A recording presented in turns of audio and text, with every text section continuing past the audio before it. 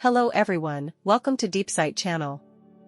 I am your navigator on this time travel journey, a little stardust exploring the unknown in the universe. Today we are going to study together the last stop of the ancient civilization journey. Ancient Chinese civilization, also known as Chinese civilization, has broad and profound connotations and has too many profound issues to discuss. Let's discuss, learn and make progress together. Ancient civilizations in the world refer to the earliest civilizations in human history. They are usually marked by the invention of writing, the establishment of cities, the formation of countries, and the creation of culture. There are different ancient civilizations in different regions and periods, but it is generally believed that there are the following major earliest representatives. Mesopotamia civilization, located in the Euphrates and Tigris river basins of Western Asia. It is the earliest human civilization in the world, from about 3500 BC to 500 BC. It created cuneiform writing, base 60 counting, circumferential division ratio, pottery wheel, legal code, etc. Ancient Egyptian civilization, located in the Nile River basin in North Africa. It is one of the oldest and most enduring civilizations in the world, dating from approximately 3100 BC to 343 BC. It created hieroglyphics, the pyramids, the Sphinx, mummies, papyri, and more. Ancient Indian civilization, located in the Indus River Valley in South Asia, it was one of the three early civilizations of the Old World, from about 2300 BC to 1750 BC. It created seal writings, fire-burned bricks, the ruins of Mohenjo-Daro and Harappa, etc. Ancient Chinese civilization, located in the Yellow and Yangtze River basins of China. It is one of the most diverse and continuous civilizations in the world, from about 1600 BC to the present. It created oracle bone inscriptions, bell and tripod inscriptions, Yin ruins, jade culture, ceramic culture, the Great Wall, Dujianjian and other ruins, history books, Confucianism, Taoism, various schools of thought, art of war, calligraphy and other cultures, Gongji years, astronomical calendar, for great inventions, etc. These civilizations have come and gone in history. Why can Chinese civilization continue to this day? Chinese civilization is one of the oldest civilizations in the world, with a long history of more than 5,000 years. It has experienced many ups and downs, but it has never been discontinued. Instead, it has continued to innovate and develop, forming unique cultural traditions and values. How is this done? We will discuss the following aspects. 1. The origin and foundation of ancient Chinese civilization. 2. The unity and diversity of ancient Chinese civilization. 3. Changes and innovations in ancient Chinese civilization. 4. The inheritance and influence of ancient Chinese civilization. Let's first discuss the origin and foundation of ancient Chinese civilization. The origin of ancient Chinese civilization can be traced back to the Neolithic Age. At that time, some farming societies appeared in the Yellow River Basin and Yangtze River Basin, such as Yangshao culture, Longshan culture, Liangzhu culture, etc. These cultures had certain common characteristics, such as the use of pottery, breeding. There are also some regional differences in animals, growing grains, building houses, making jade, etc., such as ancestor worship, totem belief, and social hierarchy. These cultures laid the material and spiritual foundation for the formation of ancient Chinese civilization. We often hear people talk about the Chinese nation as the Huaxia nation, so we have to talk about what Huaxia means first. The Chinese nation is collectively called the Chinese nation, also called the Huaxia nation, because the ancient Huaxia nation is the origin of Chinese civilization and the Chinese nation.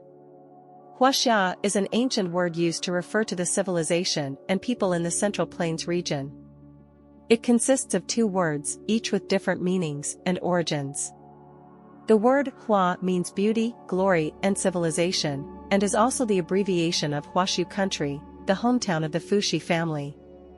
Fuxi is one of the ancestors of the Chinese nation and is revered as Emperor Yan. The word Xia means big, noble, and advanced.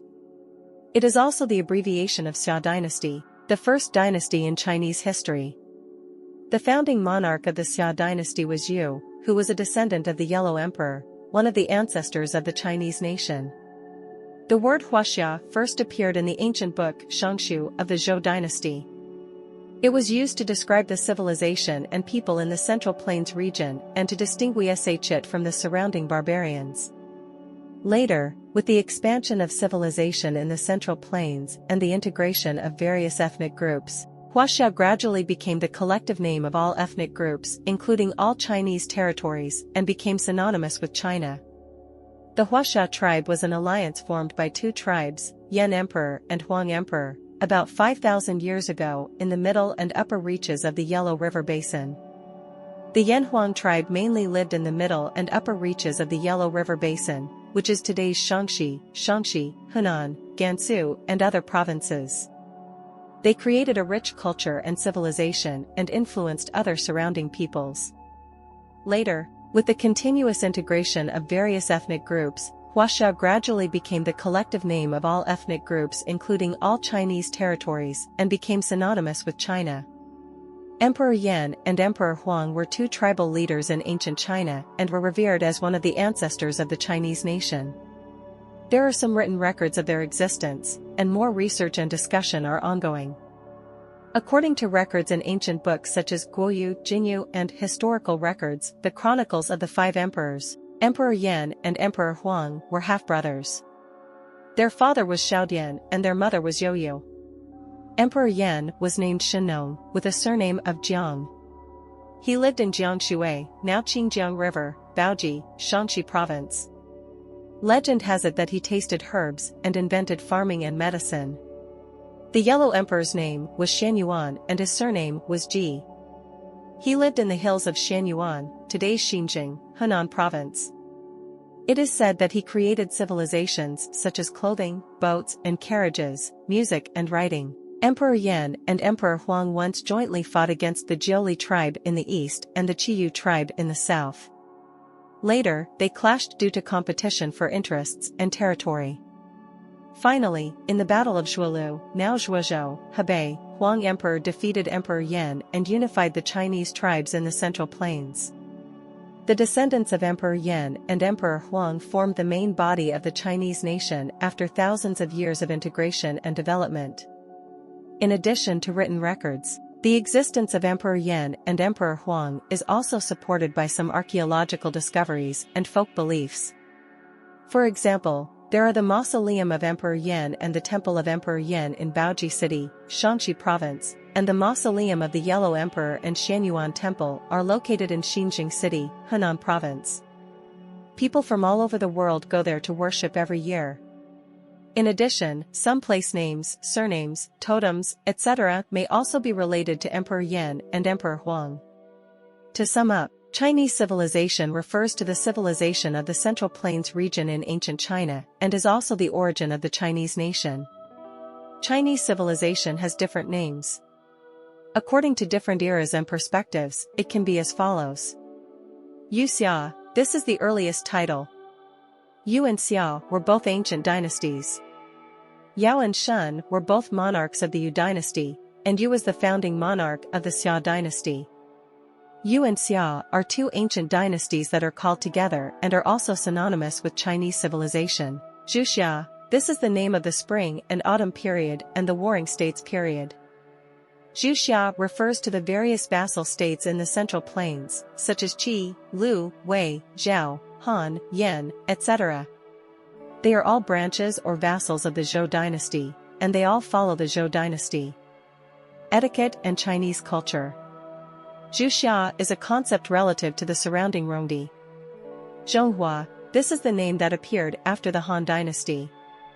Zhonghua refers to Central China and is also another name for the Han nation. China is a concept that is opposite to the barbarians from all over the world, and it is also a reference to the Central Plains. Chinese civilization is the continuation and development of Chinese civilization. When did the earliest records of ancient Chinese civilization begin? There is no definite answer to this question, because different civilizations have different standards and characteristics. However, according to archaeological discoveries and research, civilization on the land of China can be traced back to at least 8,000 or 9,000 years ago. At the Peilagang Cultural Site in Hunan, agricultural production tools and grain processing tools were unearthed, indicating that farming culture had been established and developed to a certain extent. At the Liangzhu Cultural Site in Zhejiang, jades, pottery, bronzes, etc. were unearthed, indicating that society already had a certain division of labor and hierarchy. At the Hongshan Cultural Site in Inner Mongolia, jade dragons, jade songs, etc. were unearthed, indicating that religious beliefs and etiquette systems have been formed. Around 2000 BC, ancient Chinese civilization entered the Bronze Age, with the emergence of the first slavery dynasty, the Xia Dynasty, and later the Shang Dynasty and Zhou Dynasty. These dynasties established a centralized political system and developed technologies and cultures such as writing, calendars, rituals and music, metallurgy, and chariots and horses have created some classic literature, philosophy, law, history and other works, such as the Book of Songs, Shangshu, Book of Changes, Spring and Autumn, the classic of filial piety and so on. These achievements laid a solid foundation for the development of ancient Chinese civilization. So where did the people of ancient China come from? What race do they belong to, and how did language and writing form? Did they also migrate from Africa, based on archaeological verification? Regarding the origin and migration of human beings in the Chinese nation, there is currently no definite answer, and different scholars have different opinions and evidence. There are currently two main hypotheses. Let's talk about the first one, the theory of African origin. This hypothesis holds that the ancestors of modern Chinese people are late Homo sapiens who migrated from Africa. They arrived in Southeast Asia about 60,000 years ago, and then entered South China and North China respectively, and interacted with the local people. Gene exchange and fusion occurred among early Homo sapiens, such as Homo erectus, Neanderthals, Denisovans, etc., forming the genetic structure and racial characteristics of the Chinese people. This hypothesis is based on molecular anthropology, which uses the analysis of human genome and DNA genetic information to support the theory of the African origin of humans. Analyzing this hypothesis from a geographical perspective, there are two possible migration routes. One is the southern route theory, which believes that the ancestors of modern Chinese people migrated from Africa along the Indian Ocean coastline. They arrived in Southeast Asia about 70,000 years ago, and then entered South China and North China respectively after the end of the Ice Age, and interacted with the local ancient humans, such as Homo erectus, Neanderthals, Denisovans, etc., had genetic exchange and fusion, forming the genetic structure and racial characteristics of the Chinese people. This hypothesis is based on molecular anthropology, using the analysis of Y chromosome and mitochondrial DNA to support the theory of the African origin of humans.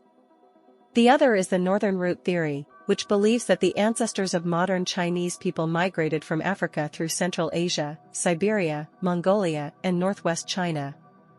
They arrived in East Asia about 40,000 years ago, and then after the end of the Ice Age, they entered North China and South China respectively and had genetic exchange and fusion with local ancient humans, such as Homo erectus, Neanderthals, Denisovans, etc., forming the genetic structure and racial characteristics of the Chinese people. This hypothesis is based on archaeological evidence, using analysis of human fossils, cultural heritage and folk traditions to support the argument of the original origin of East Asians. Let's talk about another hypothesis, the local origin theory. This hypothesis holds that the ancestors of modern Chinese people evolved continuously in East Asia.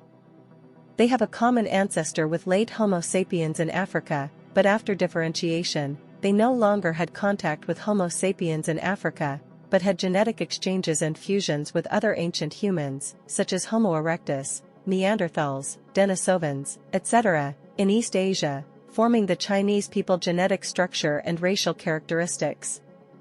This hypothesis is based on archaeological evidence, using analysis of human fossils, cultural heritage and folk traditions to support the argument of the original origin of East Asians. In short, both hypotheses have certain theoretical and empirical support, but there are also some controversies and shortcomings, and there is currently no generally accepted conclusion.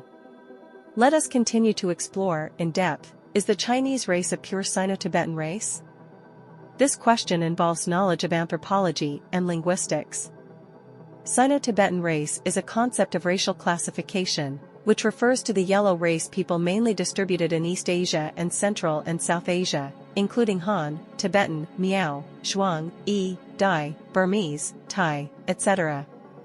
The characteristics of the Sino-Tibetan race are black and straight hair, brown eyes, yellow skin, flat nose, and broad face. However, the Sino-Tibetan race is not a pure race, but a mixed race, influenced and contributed by many races. According to genetic research, the ancestors of the Sino-Tibetan race may have migrated from Africa through Central Asia, Siberia, Mongolia, and northwest China. They were closely related to local ancient humans, such as Homo erectus and Neanderthals. Denisovans, etc., gene exchange and fusion occurred, forming the genetic structure and racial characteristics of the Sino-Tibetan race. In addition, there is diversity and difference within the Han and Tibetan races. Different ethnic groups and regions have different genetic compositions and racial characteristics, and are affected by different historical, geographical, environmental, cultural, and other factors. For example, among the Y chromosome haplogroups of the Han people, the proportion of the OM122 type is the highest, reaching more than 60%, while among the Y chromosome haplogroups of the Tibetan people, the proportion of the DM15 type is the highest, reaching about 20%.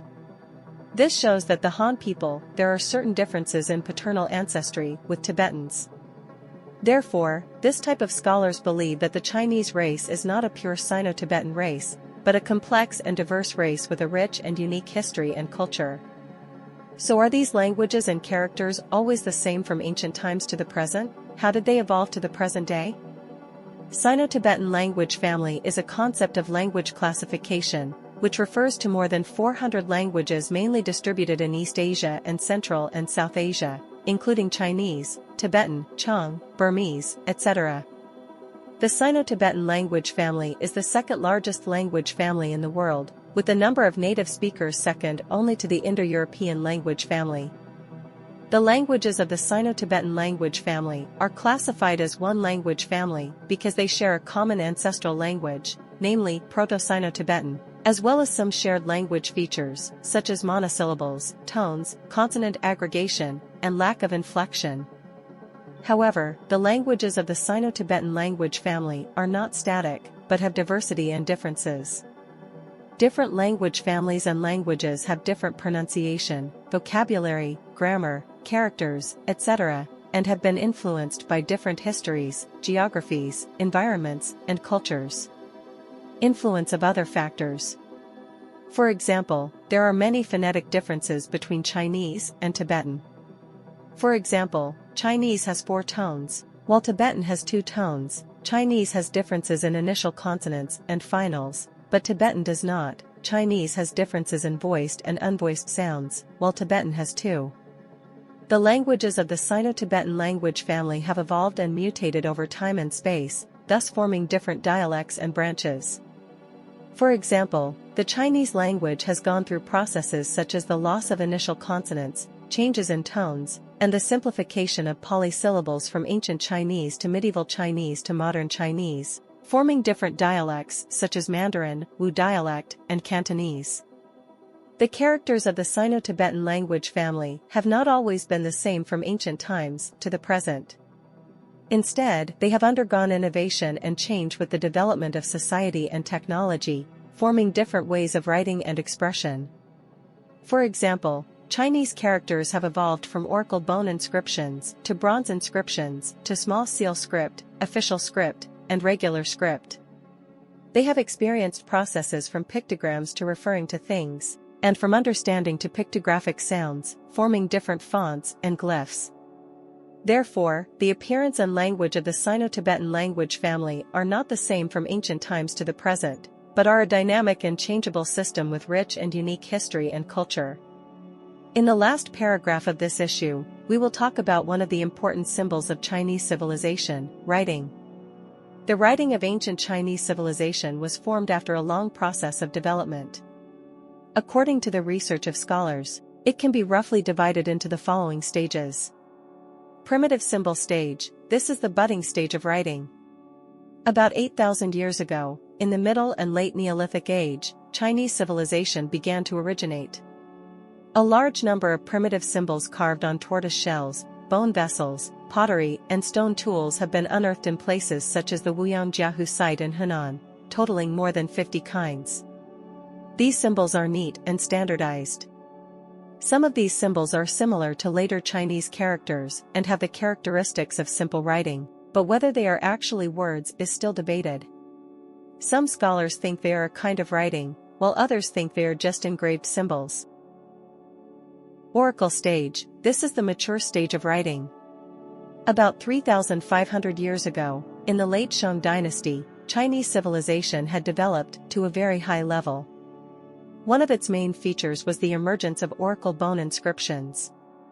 Oracle bone inscriptions are ancient characters carved on tortoise shells and animal bones.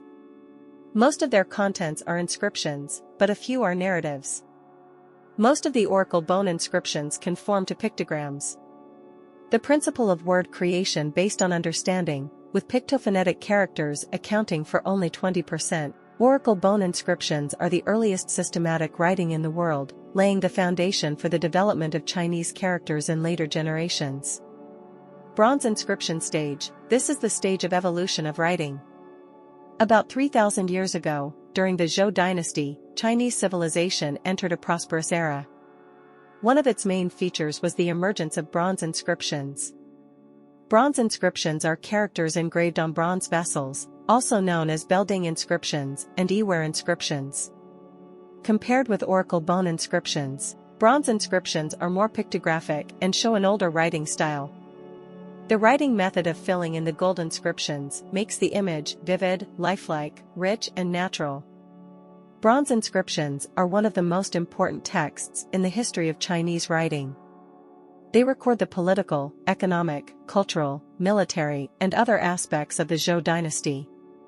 Xiaoxuan stage, this is the unification stage of writing.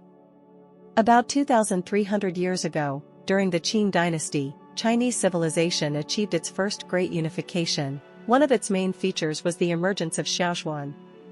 Xiaoxuan is a standardized writing system implemented by Qin Shi Huang to facilitate management after he unified the six kingdoms.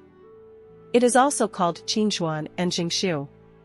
Small seal script evolved from ancient Chinese and the large seal script. Its glyphs have been simplified a lot, but it still retains a certain pictographic character. Xiaoxuan fixed the number of strokes for each character, which was the first writing reform in the history of Chinese writing. Official script stage, this is the standardization stage of writing. About 2,200 years ago, during the Han Dynasty, Chinese civilization entered a glorious era. One of its main features was the emergence of official script. Official script evolved from Xiaoxuan and is also called Qinli and Hanli. Official script constitutes a new pen-shape system, and the characters gradually become flat and square, which is full of decoration. Official script replaced Xiaoxuan as the main font, and the development history of Chinese characters moved away from the ancient writing stage and entered the official regular script stage. Official script is one of the most artistically charming characters in the history of Chinese writing. Its appearance marks the maturity of Chinese characters. Language is one of the most important symbols of world civilization, and whether it can be sustained is also an important indicator of the survival of civilization. What is the earliest book in human history? It depends on how we define the concept of books. If we understand books as a carrier used to record and disseminate information, then the earliest books may be clay tablets that appeared more than 5,000 years ago. Clay tablets are cuneiform writing carved on clay blocks by the Sumerians in Mesopotamia with wooden sticks. They can be preserved for a long time after being baked. It is the oldest text in the world and one of the earliest writing materials. However, if we understand books as a systematic collection of documents, then the earliest book may be Jiansu that appeared around the 8th century BC. Jiansu is a book in ancient China that uses bamboo or wood chips as writing materials and is compiled into a volume. Before paper was invented and popularized, Jiansu was the main form of books in China. Jiansu records many important historical, cultural, technological, and other aspects, and is an important witness of ancient Chinese civilization. Dear viewers, thank you for watching and accompanying us. This is the video about ancient Chinese civilization that we bring to you today. We hope that through this video, everyone can understand the history, characteristics, achievements and influence of different civilizations, appreciate the beauty and diversity of different civilizations, and also be able to think about the mutual exchanges and interactions of different civilizations, and reflect on the problems and challenges of different civilizations. Insight into the past and foresee the future. You are welcome to leave a message and comment. Our content always adheres to a humble attitude, learning together and making progress together. In the next issue, we will continue to explore the internal reasons for the endless prosperity of ancient Chinese civilization. Goodbye.